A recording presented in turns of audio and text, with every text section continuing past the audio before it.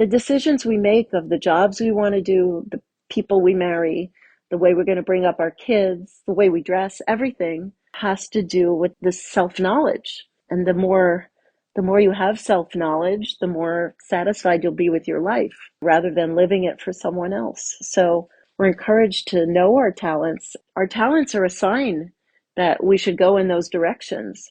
And that's helpful. That's not something we should avoid.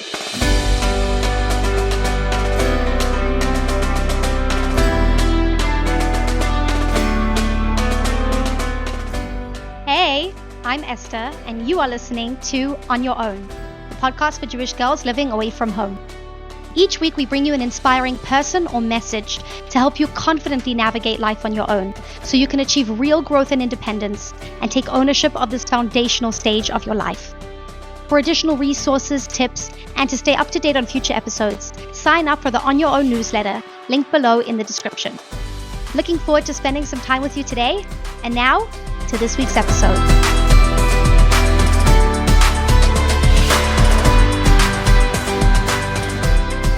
Why did you start Tzohar Seminary? What motivated you to decide to start a sem? Well, it's a good first question. I started Tzohar because my own journey was very much about being a creative soul and kind of not finding what I needed out of school, out of yeshiva day school, even out of college, where I went to Yeshiva University, Stern College, but kind of needing to seek out the creative artistic side in places that were not founded in Yiddishkeit. So needing to kind of go out of my world that I belonged in and felt good in order to find the pieces that I needed for myself, being that I was somebody who had talents of different kinds, and I could not find those in my schools or in my community, certainly not in any serious way at all. And since that had been my experience, I think the only place I really got to do the arts was in camp, in different summer camps. And again, any classes that I did, either in visual art or acting, theater, dance, all of those things as I was growing up, were not in a Jewish context at all. So it was like separate pieces of my life. And I did grow up in a more modern Orthodox community where there was a sense of like a Torah umada, that they could like be separate worlds to some degree. And I went to Yeshiva University, but what they had was Mada, which is science. They have some of the arts. They have like a visual art program, but I decided to make things harder and went into theater. I was a visual arts minor and a theater major, the first theater major there.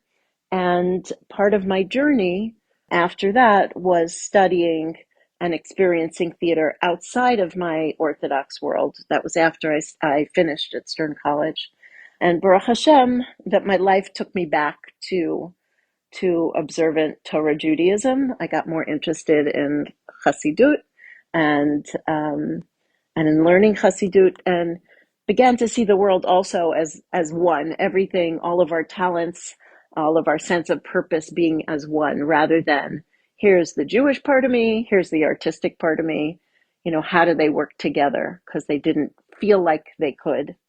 And the world had changed by the time I had kids, but still there were no seminaries for my daughters, who are both musical and talented in many ways. There were no seminaries existing for them. And I had in my mind at some time, like, there should be a seminary for arts in a Torah environment. And in particular, I was interested in it combining with Chassidut, because that is what really appealed to me and felt like it fit with the arts. And so actually the year that my oldest daughter was ready for seminary is the year Tzohar Seminary started. And it was, and she didn't come. She went to Italy for her seminary because I don't blame her. She needs, to get away from home. And also it wasn't quite established yet, but it was very much with her in mind that Tzohar was started. She's a musician, a singer, very talented in many ways. And I knew plenty of young women who were growing up with the situation that I grew up with. And so it's not just finding an outlet for my own creativity, it's finding an outlet for and a purpose for all these creative talents that these young women were given, and needing to find it or create it and create a purpose for it within our community. So what we first started as a first year as a place, a kosher environment for observant Jewish girls, from girls, to be able to express themselves Jewishly and be their full Jewish Orthodox selves, as well as exploring their talents in that environment. So they don't need to choose between everything that was God given for them, their Yiddishkeit, as well as their talents, individual talents. So that was the initial idea of Tzohar. As we went forward, we found some other things from the merging of the Torah, the Chassidut, and the arts, which was the immense, immense personal growth that came from bringing the arts together with Torah learning and Mm. expression, and finding a way of expression and doing. And I think I just saw this statement yesterday from an actor somewhere online that really spoke to me in a spiritual way.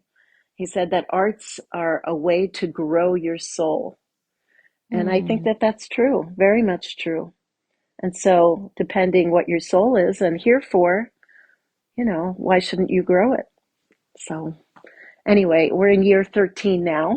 And so Tzohar has been on a wild, beautiful ride. And Baruch Hashem has affected many wonderful students who are out there in the world and are going out there in the world with something new and newer to bring to it, and certainly to our Jewish world. So, I love that. The fact that this came like from your own pursuit of trying to merge these two very separate worlds.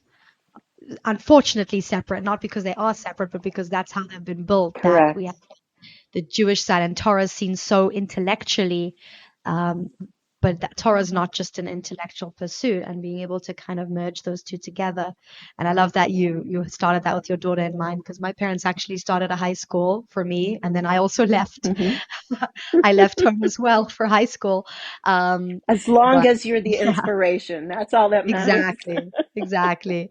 My sisters get Wow. to have a high school now. So, and yeah, what you mentioned about personal growth, and I love the saying that arts are a way to grow your soul.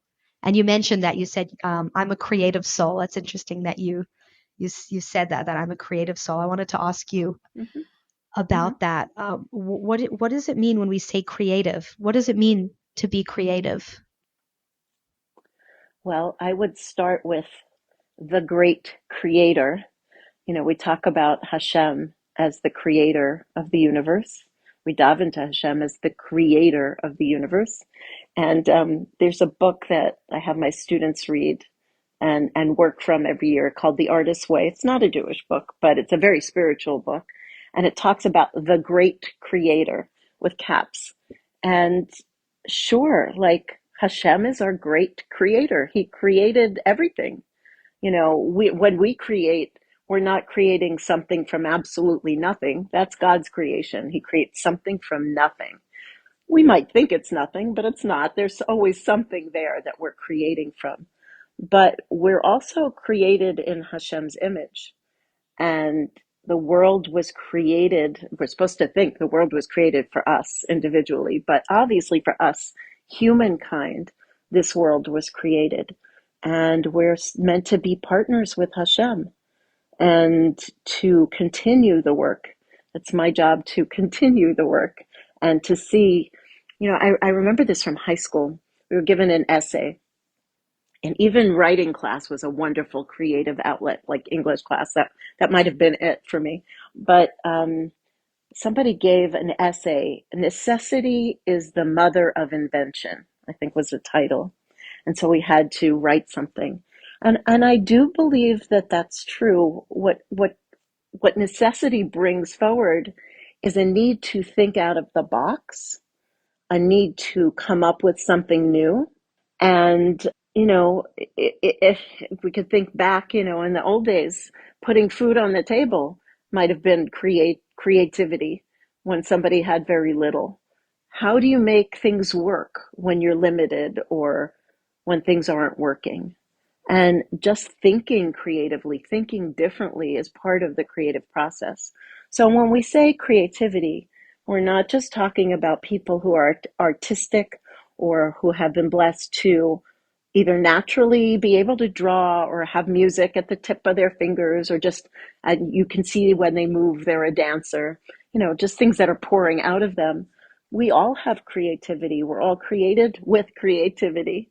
And I think it's a downfall of our schools that we're not more focused on that aspect. And I'm hoping, as we move forward in civilization, that we will be more focused on creativity, and that has to do with learning. But we're all creative. It's not true that just some people are born creative and others not. Some have parents who are comfortable being creative and using their creativity and thinking about it. And some have parents who have been more limited in that arena. Mm. Some people thrive in environments where, they can answer all the questions on the test or do well in the classroom, and they feel like that's the highest goal. So I don't have the need for creativity, but then they're missing something. Everybody's missing something if they don't get to grow their soul creatively, whether it be through the arts or other things. I mean, cooking is an art. Math is an art of sorts. We don't call it that. Science is creative as anything. So we're constantly creating, whether or not we put that in the box of the arts or not. I think that's our role in life, is to create. When we make babies, we're creating, bringing forth the next generation. So everything we do is creating. Yeah, that's very interesting. Because I've always said about myself since I'm young, like I'm not creative. Like I just say Hmm. I'm not creative, and I would say like I'm more intellectual. And as you said, like I would just be able to answer the questions on the test and kind of fit into the box there. But what's so interesting is that you said that necessity is the mother of invention, and Hmm. how creativity comes from that need to kind of show up and produce. But it's so interesting because the way I've thought of creativity until now is almost like this extra thing on the side, uh, Hmm. that maybe some people do if they've been blessed with talents. That's like this bonus in life. But you're almost saying that it comes from a place of necessity, and that we have all been given this gift of being creators because we're made in the image of God. So my question is, how do we reconcile the fact that creativity is very often seen as something extra when you're saying this actually comes from necessity? I think that that's our fault. Uh-huh. I think schooling, how it's been developed, whether it's Jewish schooling or not, because we reflect schools around us, where kids sit at desks, etc., and the spit back and all of that. I think more essential to our existence in the world is creativity than being an intellectual, Hmm. because creativity involves every part of you in every part of your life. Now, if you're talking about the arts, we can go into a whole conversation about that, and that being like on the side kind of thing. The essence of creativity is the essence of life, which is something we just discussed. So when you go into a school system, and if you mean something else other than the school, please say so, but I'll go into the school system. You find that children are different kinds of learners, and some sit well behind the desk and can soak up the information and do what's quote unquote expected of them. So we call those what learners. They can take in the information and they can put it back out on the test, and they make the job of the teacher in that kind of environment very easy. But then there are the other students. There are the students who say why, which makes it a little more difficult for a teacher, depending on their personality, depending on what the class is. But they need to know why. Why are we learning this? What's its purpose in my life? Or about the subject matter. Why did that happen? So it demands more depth, and it demands more conversation and more embracing the material. And often that's accepted in a classroom, but it can be annoying for a teacher to finish what they have to finish if they're going into the conversation. And some students really need that in order to continue. And then you have how students. How does that work? Like in math, and for the arts, I think of filmmaking a lot. How do we do this? How does it break down? How do I go about that? And sure, there's some instruction of that in a classroom, but for somebody who's a how hands-on learner, they could either be excellent, for example, in a math class, or have a lot of difficulty sitting there because they need to be hands-on.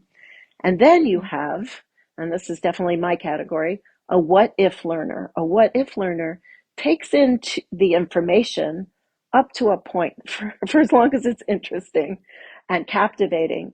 And then the what if learner hears something that's captivating, and then they're off in their head. They're no longer there. They're thinking, if this is true, this information, what if we did this with it?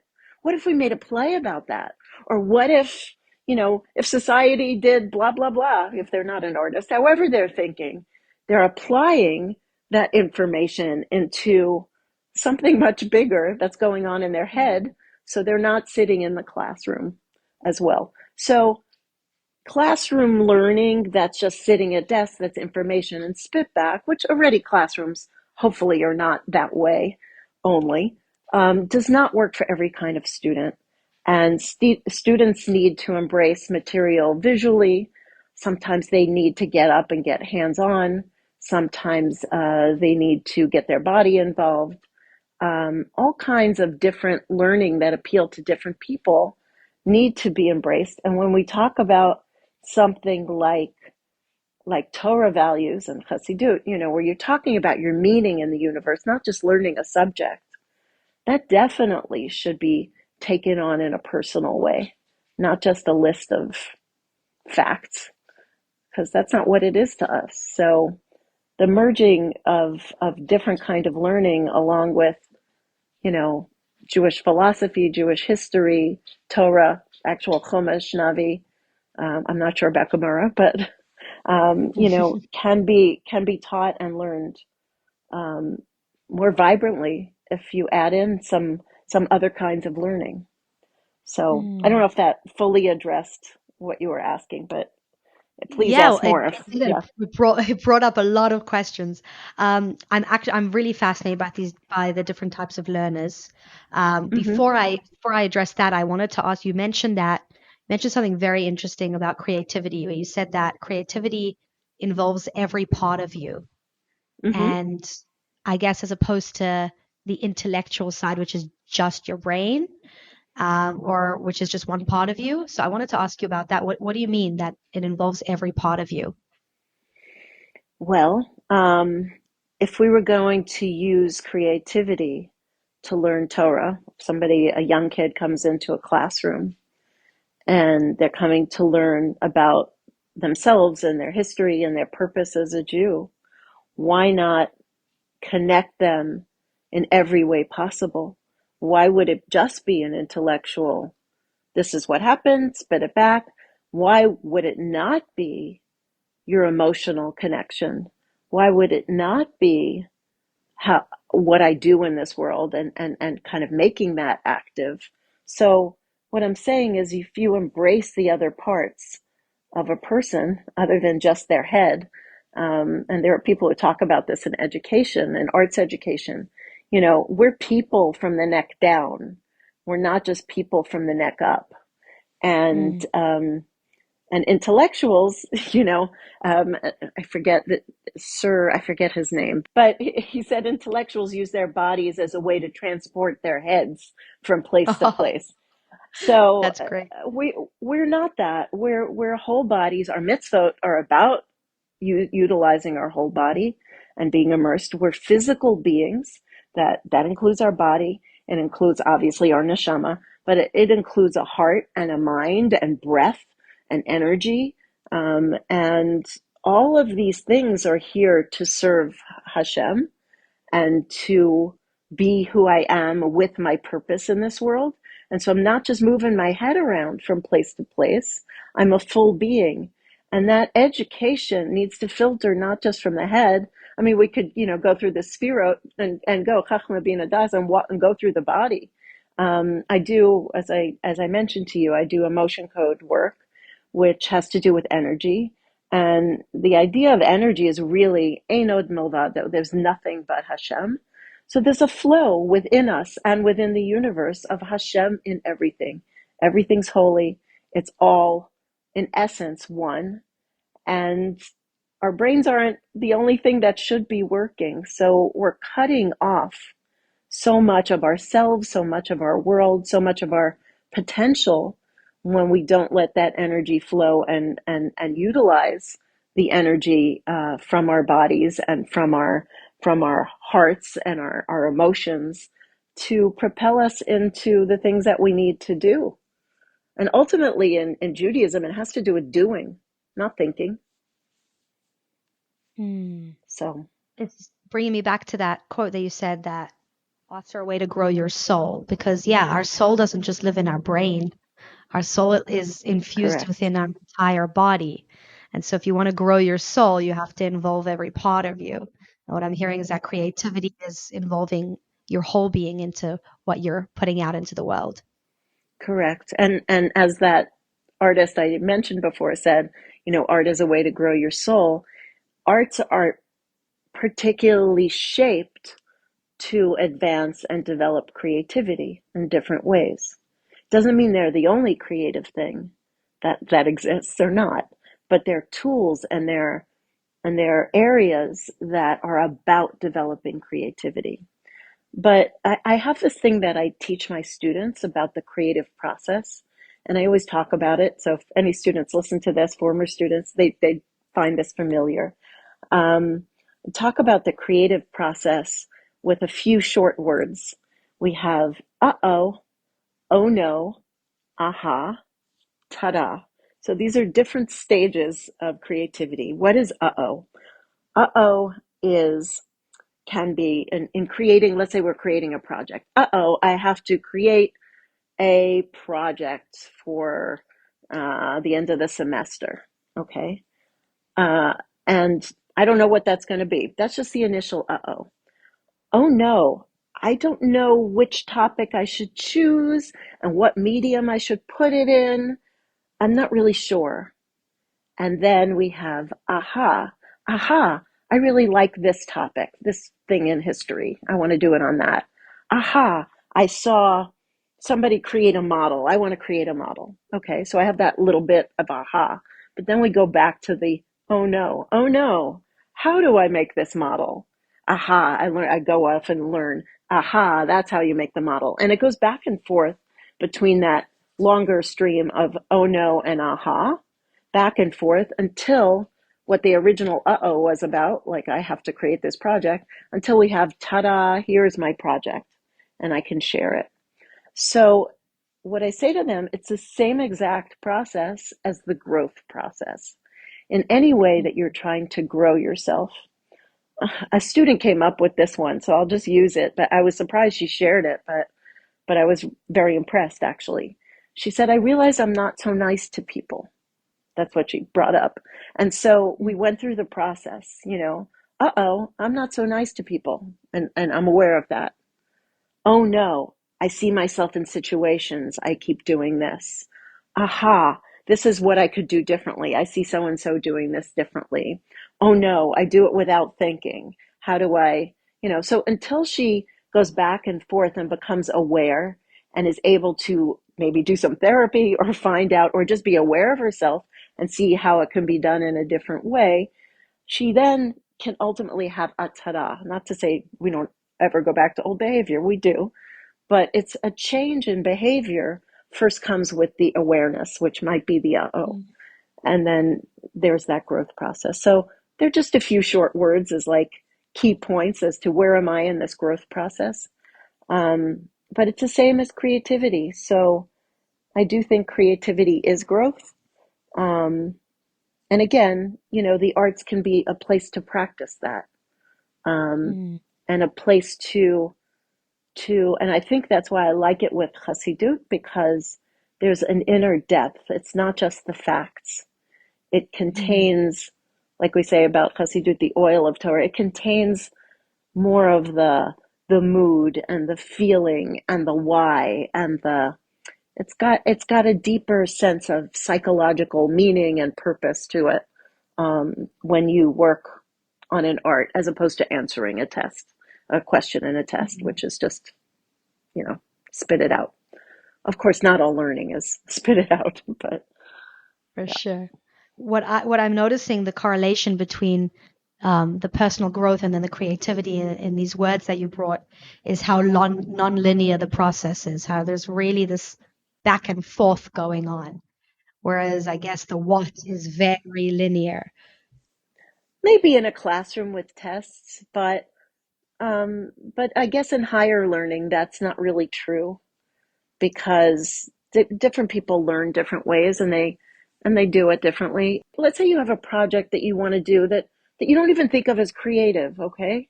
Like I have to create this event for kids. I'm a counselor, okay? I have to create this event for kids. So I might brainstorm for ideas or I have an idea. Okay, this is being creative here, by the way. Mm, Not to put it in an art bubble, right? This is being creative. right. I have this idea. We're going to do this after school interactive thing where they go through the yard. I'm totally making it up as I go. And they find things and then we build something from it. And then we have a party after. Okay. So that's my idea. And then I have to break it down to step one, step two, step three, step four. First, it's an idea, and then, like, oh, what do I have to do? And then I keep having, I need to call this person. Who do I call to rent the yard? Make sure we have the yard. This person, and I call them. So it's just a series of ideas and doing. It doesn't have to Hmm. be panic. It's just, brainstorming with someone else. Who do I call that can create fancy cookies for the party? Whatever it is. But that's being creative. And Mm, everything we create has a process, and we can write out a to-do list.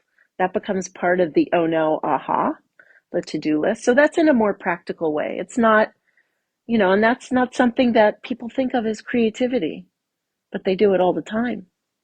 right, right. In terms of when you say that this helps with our personal growth and it's involving every part of us, putting out Hmm. like, the essence. And I'm just wondering, like, if you would be speaking to someone who says, yeah, I don't think that it's important to, express my creative side. I'm too busy.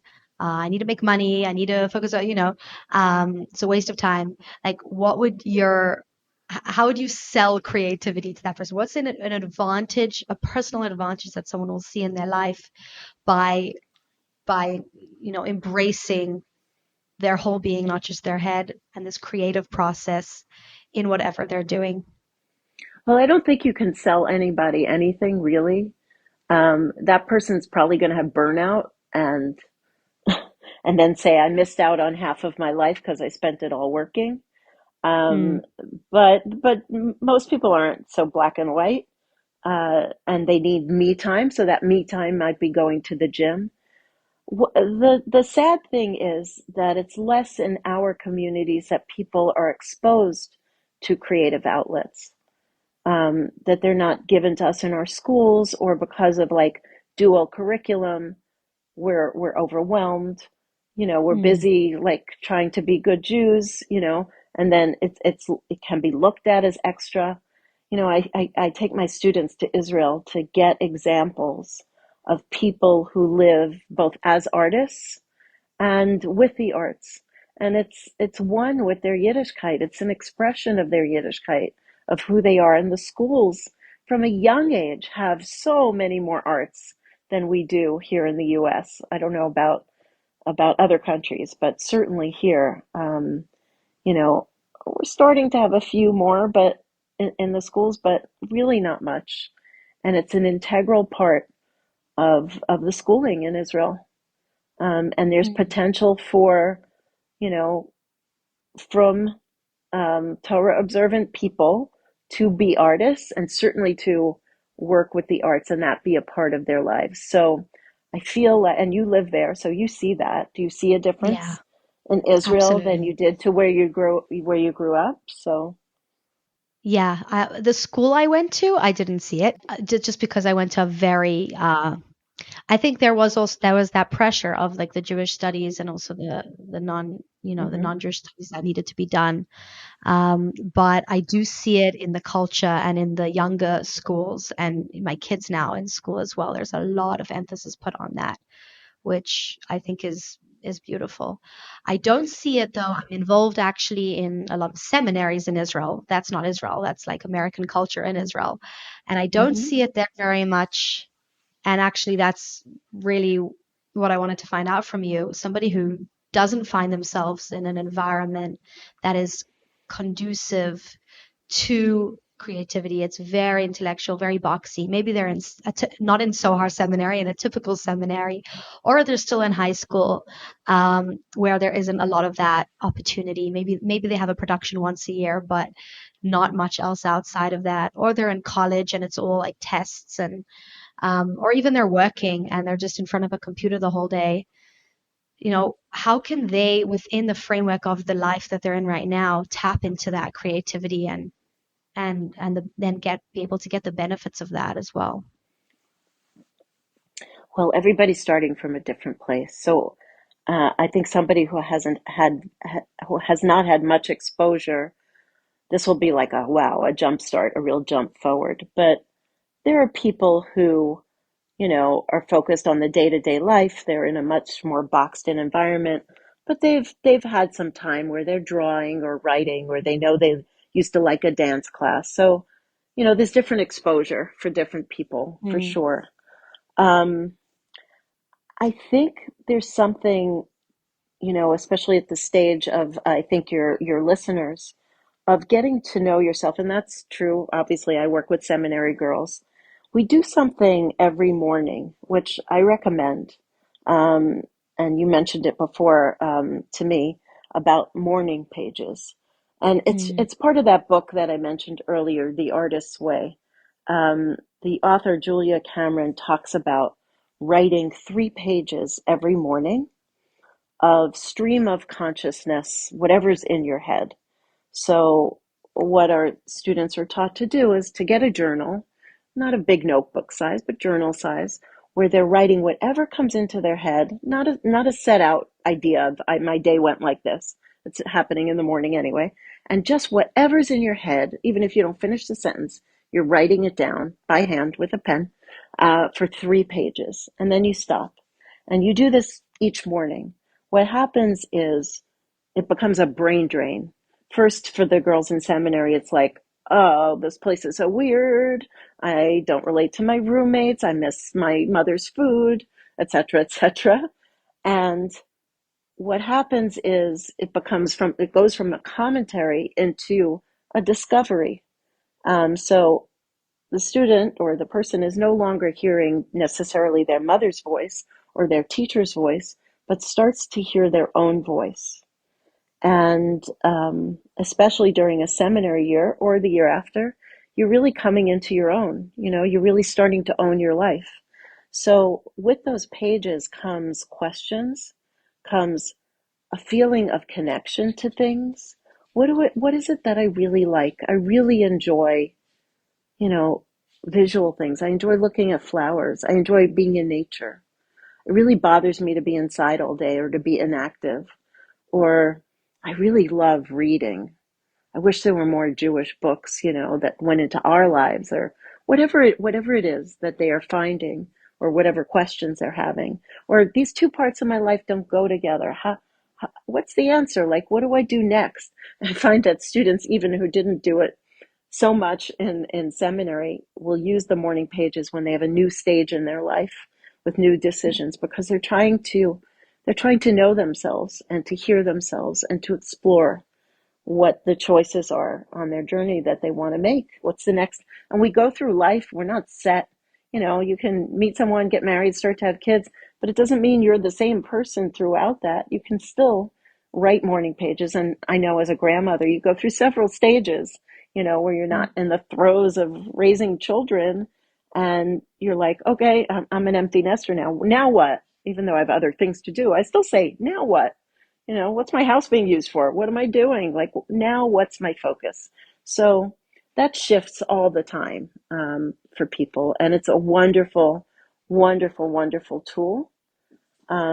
So I think that piece of getting to know yourself and the decisions we make of the jobs we want to do, the people we marry, the way we're going to bring up our kids, the way we dress, everything, has to do with this self-knowledge. And the more you have self-knowledge, the more satisfied you'll be with your life, rather than living it for someone else. So that doesn't mean it's separate from Torah values. That means it's along with Torah values. We're encouraged to know our talents and to take them, and our talents are a sign that we should go in those directions. If I'm not good at math and I'm great at English at a young age, I'm probably going to develop that because I feel better in that arena. And that's helpful. That's not something we should avoid. So the self-knowledge is a big part of how do I go the direction I'm going. And then in terms of exposure to arts, I mean, if you're in Israel, there's tons of Jewish arts around. Um, People tend to flock to one thing more than the other. Do they like to listen? Are they music lovers? Do they like to read? Do they like to move? So that has a lot to do with what kind of learner you are, what speaks to you. And so I think being first an appreciator of what's out there is helpful. Um, and to learn a craft is helpful. Just to have something to expand yourself, whether it means just, journaling or going for walks and taking watercolors with you. I mean, they sound like what you mentioned before as hobbies, but I don't even relate to that word. Like a hobby, I think of like a coin collector or a stamp collector.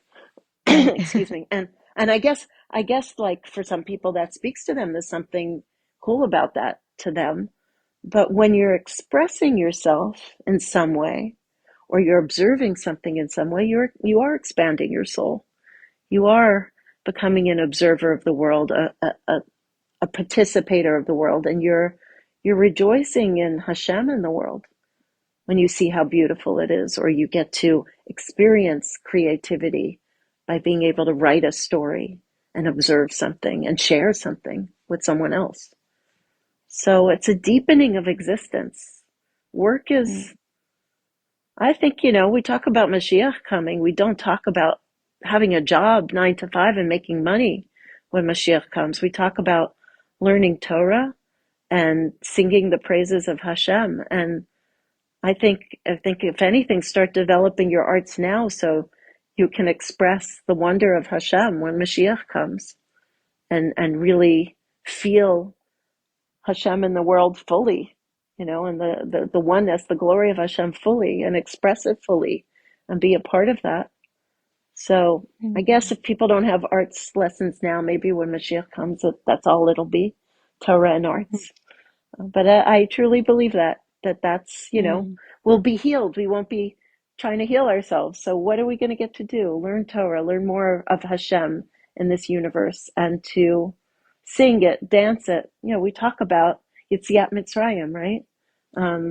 That Moshe was singing with the men, and Miriam was dancing with the women.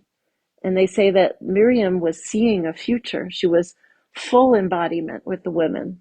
The men were in the now, but the women were seeing something future. And they talk about the circle dances, like that's a full embodiment of how the world will be in the future. This future circle world, which is Kabbalah and all of that. But look how we celebrated Yetziat Mitzrayim with song and dance. We didn't sit down and think. I know you said that you don't like to sell anything to anyone, but I'm sold after this. I'm in. The thing that stood out to me the most from what you said, first of all, I love the term brain drain when it came to the morning pages, a brain drain, because we really do need to just clear out the chatter to get to hear what's really going on so that we can then express that. And another thing you said is about the morning pages And then more broadly with this idea of tapping into creativity is the fact that it helps you to hear your own voice. And Hmm. as you said, that in this time of leaving home for the first time, you're trying to, you know, make things your own and figure out what works for you. And in order to do that, you have to hear your own voice. But interestingly, a lot of the environments that we get thrown into after leaving home are ones that are so overwhelming. There's so Yes. much going on that we actually lose sight of our own voice. There's so much chatter that, yeah, we Right. need brain drains, you know? So this morning pages sounds just like the most incredible place to start. And then I guess when we Yes. can hear our own voice, we can hear where am I drawn, you know? And so for some people, I have like in my family, I have sisters who are very creative from very young age. My mother's very creative, and I was always just like thinking I never got that. But the truth is that I've noticed that when I do get quiet, or Hmm. when I do allow all of the outside chatter, the intellectual stuff to quiet down, that I am also drawn to things, not as strongly as my sisters were maybe when they were young, and I'm probably not as good at them, but I'm also drawn to things that are outside of the classroom. And It's not yeah, a race. It's not about being not good a at race, something. No, right? it's about what you connect to, what your neshama needs to connect to and needs to express, and what its purpose is. So Mm, whatever, and again, we have different purposes at different times, but your neshama is here. You're not a body with a soul. You're a soul with a body. So mm, you're right. We say that your neshama is here to accomplish whatever it does, and you get little hints by being good at something, but if our education and our parenting would let children and let ourselves, even as adults, to be quiet and to hear ourselves and to hear, you know, really what's needed, as we say, what's needed in the world. This is a crazy world right now. What's needed? mhm, Can we quiet ourselves? Can we collaborate with our gifts and try to heal and try to make things better? How can we creatively rise to the occasion to make things better and to better ourselves? So the arts are an education for that, and they're an elevation because what they do sometimes, you can't look at the life you're in easily. You can't just say, I'm in this life, I can see everything. Yeah, when you're in therapy, you see a piece of it, right? But mm, when you do an art or you're involved with an art, it's a metaphor. It's a story of, it's like a mashal, right? We're given stories so that we can see and we do this in Torah, that we can see, you know, what are we meant to do? What's our purpose? How can I look at this? How can I see what happened? How can I experience relationships? We can't experience everything in the world, but the arts is a way to experience other lives through other characters in books and in films and in plays, and even in songs, any kind of story, and visually, seeing things in a different way, and musically hearing things in a different way. So it's just an expansion for us. It's just an expansion for us, really. mm, And I think ultimately, as we're doing at Sohar, I think when you learn some Torah, when you learn something deep that you feel is yours because you connect to it so strongly, and we do this in school, by the way, we have a presentation we call Hasidus Art and Identity, where they're taking a piece of Torah and Hasidus that really speaks to them, and that speaks to that personal growth that they're working through, and they should know that because they're writing those morning pages every day. So they're aware of their personal growth. And then they say, mm, oh, this thing that I learned in my Torah class is speaking to me, and it's something new. It's kind of like me in the classroom, the what if. Oh, wow. If this is true, then what if I do this? What can I do with this? So if they can apply it to themselves, and then they create a work of art, either an original poem or a painting or a first film or an original song, and they take that idea and that growth for themselves and put it into an artwork, then that's singing the praises of Hashem right there. That's your soul expressing itself. And the more you do that, the more confident you get in sharing your voice and Mm. in and what we say is it grows our students as Jewish women, as individuals, and as seeing themselves as artists for the first time, because our students don't necessarily see themselves as artists when they come in. Some do, some don't, and that's okay. But they get to have the opportunity to study the craft of the arts, all of them, different arts, the Torah, and connect to what's meaningful to them, and then to say, this is what makes my soul sing. I want to share it, and this is what I have to say.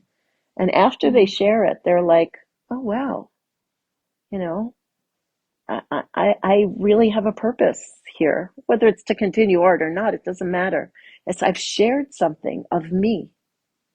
Mm. You mentioned earlier that it's not a race, and what's Hmm. coming up for me is a block that for those who were not, because I feel like those who were born with some sort of talent or that it came out at a young age and it was encouraged and they were just very good at it, they maybe need this nudge and reminder to get back to that place. But for those of us who haven't developed that yet, there's a very there's a block that comes up of like struggling to start something that you're not good at, struggling to involve yourself something where you don't see like immediate success or you don't get praise or you're really just Correct, not good correct. because you're just starting. So what Hmm. advice do you have on that? Well, I have an advice to look at it more holistically also. So, I mean, I'll just for a moment use your example that you grew up with a creative mother and you said your siblings are creative. So if somebody like you know, let's say we're talking motion code for a second, you're talking about blocks, you know, why did, this sibling, um, become an artist right away and this sibling not, and not express any artistic development, even though one of the parents is sharing, et cetera, et cetera. So when I go into my emotion code world and we talk about ways that we're stuck and want to move forward, there are different trapped emotions that we have. So some is nature, some is nurture. We inherit some things. Some siblings inherit something, and some others inherit other things. Right? We're not all the same from birth, and we see. You're a mom. You see, your children are born with different personalities, like from the time they're born. You can see that, and that's without any nurture. That's just being born. Mm. Um, but then during development as well, what number are you in the family? Were you praised first for being smart before you were praised for dancing? So maybe you hung on to that. All different kinds of things, emotions that we can find from different circumstances for each person that help to shape them. So the whys are kind of hard to find unless you're just focused on your own. And in something like emotion code, you can find that journey and kind of release yourself from whatever's holding you back. That's what's cool about it. That's what's neat about energy work and about therapy, because obviously in therapy you can become aware. So as I say, Mm. personal growth goes along with creative growth. It's not different. It's the same thing. It's growth. So, for people who haven't done it or haven't done much of it, first of all, if you've done something and it's delighted you, then do it more. But you have to come to it with a yes and approach. I just said the word but, and I caught myself. Yes and is, okay, I've done this. Yes, and I can try this. If I say but, it's no good. If I judge myself or say but I have too much to do, and limit myself.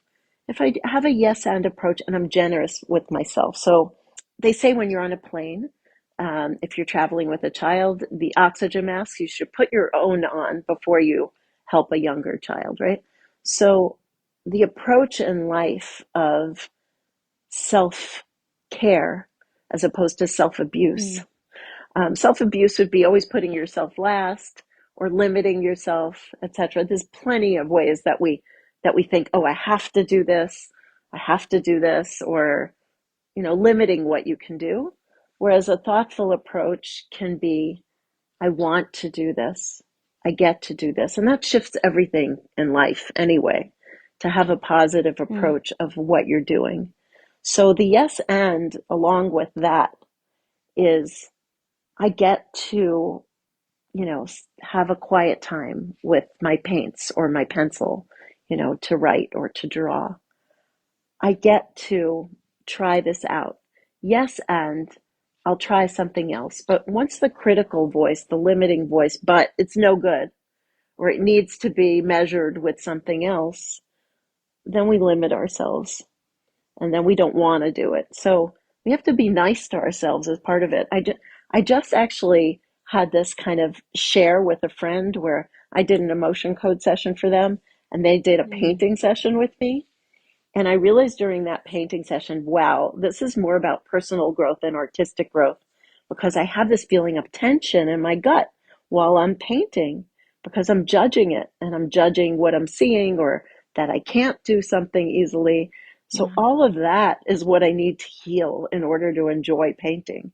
And I'm putting it aside for a little bit. And I've been on and off with painting. It's come easy and not come easy for me to develop. It's something I have already, so it's not like I'm starting from scratch, like, I don't know, playing an instrument that I've never played. I've done it before, but there's something that keeps me from doing it more. And it's this inner critic. So I think the being able to be kind to yourself is part of it and to see it as fun, like enjoyment. One of the classes I teach at Tzohar is improvisation. And the most important part of that class are the games we play, that people get into the headspace of, I can play again, like I used to do in preschool and kindergarten before they sat me behind that desk, before I had to be serious and limited. How can I play in life? And I think when you get to grandmahood, like I am, you want to play with your grandchildren.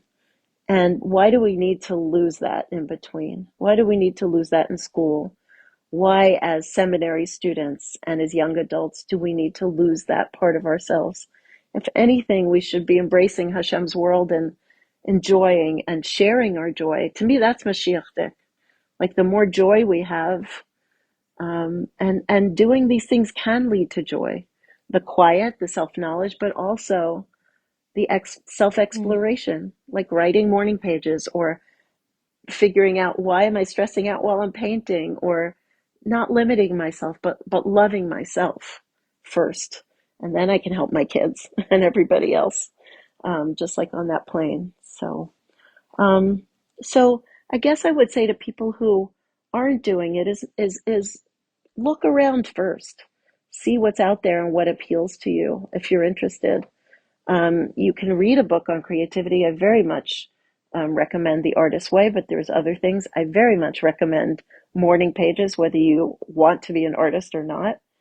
And just see what appeals to you. If something appeals to everyone, aside from books and tests and achieving things, there's an angle with everyone to find what is it you enjoy.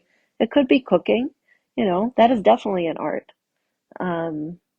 So it could be decorating my space and starting with that. And as I start to do that, I might, look at the paint, a paint technique or different things. One thing can lead to another. But to allow yourself to, I think, enjoy more of Hashem's world comes first. And to see not only what's kosher, but what's beautiful in nature and in the arts, and certainly in Israel, they're having it all. And it's so interesting what you mentioned about the self-criticism, because Mm-hmm. you reminded me, because I said, I grew up non-creative, my sisters were creative, and I remembered as you were talking that actually I used to write poetry when I was younger. I used to write poetry, and then I used to start like looking over the poetry and being like, this is no good. The editor would come in, and then I was just like, I gave up. I gave up on it. And I think, so maybe it's not even fair to say that I'm not creative, or it's not fair to say that anybody's not. And what really stops us is that self-criticism, where we start to come in and look at it from outside, and then those voices come, and those voices aren't pleasant. So we just stop because it's no longer fun. as opposed to maybe someone who's so good that people from outside are like, wow, this is amazing. So that kind of gives them the encouragement to keep going, and then they can find the fun in it. And then that's what, keeps it as something sustainable for a long time. So that is really helpful. Look, I very much avoided that, with the art, and it would have been an easier connection to Yiddishkeit to do art than theater. But in theater, I mean, I wasn't in film at the time, so I really couldn't look at myself while I was Mm, doing it. So that gave me that relief, especially improv gives you that relief of not looking at because your art is not outside of you. You're in it when it's happening. So I do think that that was part of the appeal for me. And I do very much judge the paintings and drawings I do. Some I'm okay with, I can let them go. But I'm still on that journey of yeah, like, yeah, how can I be okay so I just enjoy this? And so that I can learn techniques and not have that feeling in my pit, the pit of my stomach, which is it's all about self-judgment or it's self-criticism. So, at the age I'm at, why do I still have it? What does it matter? And why do I keep wanting to go back to painting? If that's the case, I do. There are other arts that I'd probably avoid. There are things that we avoid. I'm not good at balancing budgets, so I don't do that. Um, so we don't have to do things that we're not good at, but things that appeal to us that we might want to get mm, deeper into are we get worth to it, do them. are worth that um, letting Yeah. go, that working with oneself. Yeah, we get to do them. I said that to my students. They were freaking out a little because we have an end of year presentation, and we have to finish our classes and we have to do these. And one of the other students stopped them and said, no, like that's the wrong approach. You should be saying, I want to create. I'm here to do it. And I remembered two students from years ago who I caught getting ready for a presentation. They were just sitting at the piano. One was playing oboe, one was playing piano. And I was like, hi, what are you guys talking about? I came into the place where we were performing and they said, we're just talking about how lucky we are. When are we ever going to get to be with peers who love to create and have a time that's focused on creating and sharing our talents and just and learning more and just we get to create and we get to Mhm. create together. And so I shared that story and it did help shift that they could first of all express their angst about it, but not that they have to, that they get to, and they should be. I can't even say that. They get to have these next few weeks to explore their creativity together. And whatever the outcome is the outcome. We don't have to judge it. We are going to share it. We are going to share parts of it, but they get to enjoy each other, to play, to create together. Mm. And ultimately that's the goal. Yeah, that's a huge reframe. What do we get to do? Yeah. For all of us, not just the arts, all of us, for everything. Yeah, that's true. Bezrat Hashem. If you could be taken back to the first year that you left home for the first time and you were dropped Mm. in just a random point in that year and got to share one thing with your past self, what's the one thing that you would share with your newly having left home self? That's a long time ago. Wow. Wait, it's me now sharing or me then Yeah. sharing with me You now? now, with everything Wait. that you know and everything that you've learned, what would you Uh-huh. tell your past self that had recently, gone out on your own? I know it's exciting to be, I mean, I did go to Israel, so that's also, I know it's exciting to be in Israel and to look around and to see all the different lives and possibilities for you as a young Jewish woman. But if you can, take a few times a week at least to look inside. And I wish for you a tool like Morning Pages where you can reflect and trust that it's not all outside of you, that it's inside of you. And that's the journey you should be taking now. You you can take the inside of you on the journey of what's around you, but make sure that you're taking the inner you on that journey and not just absorbing other stuff.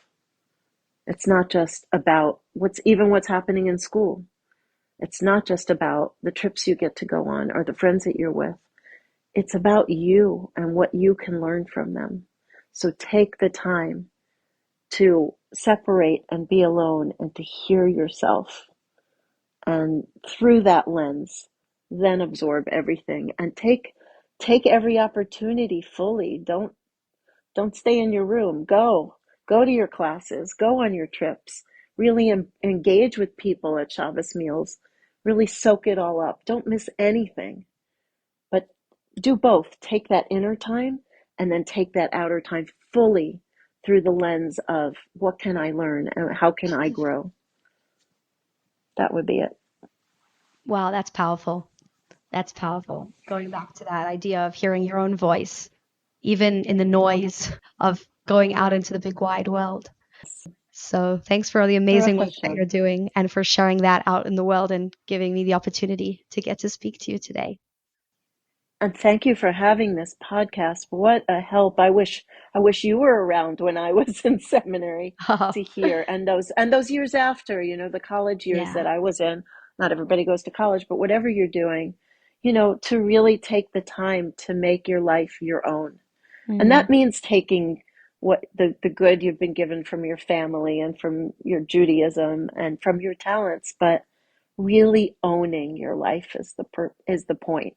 Not that it needs to be so different from everybody else's, but owning yourself and your life and learning to do that. So thank you for having this podcast, because this is what this is about. Thank you for listening to this week's episode of On Your Own. If you like this episode or think it will be useful to someone else, please leave us a review wherever you listen to podcasts. I would love to connect with you. If you've got any questions, feedback, or ideas for future episodes, you can email me at onyourownpodcast@gmail.com.